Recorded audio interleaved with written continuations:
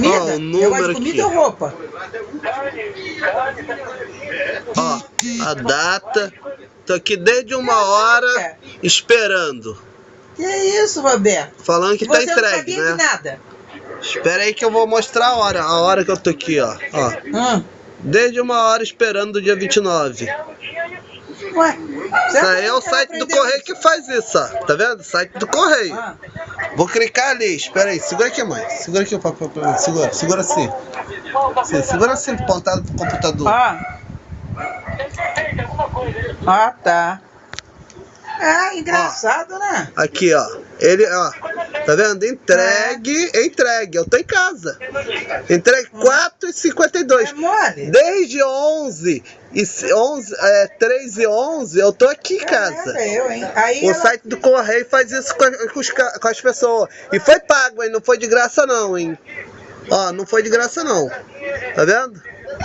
É isso aí que a gente paga, essa merda, esse correio aí. Que horror, Roberto. Vou mandar aí pra Rede Globo, pra todos os sites aí.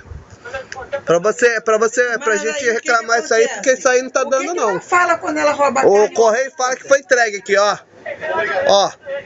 Eu sei, mas ela fala Tá escrito aí, tentativa de entrega não efetuada.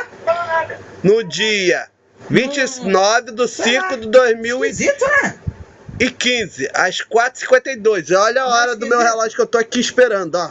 Aqui. Viu? Tá aqui no computador. Eles estão falando que tá fora do ar.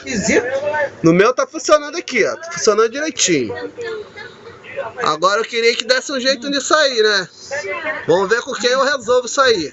Senão eu vou entrar na justiça. Vou ter que amanhã lá buscar, porque é um negócio que... Ele tá maluco aqui. É um negócio que eu não posso, né? Pago R$40 pra poder pegar a mercadoria e não entrega. E fala que entregou. Ó, entregue. Malucou. Malucou não, vou mandar pra Rede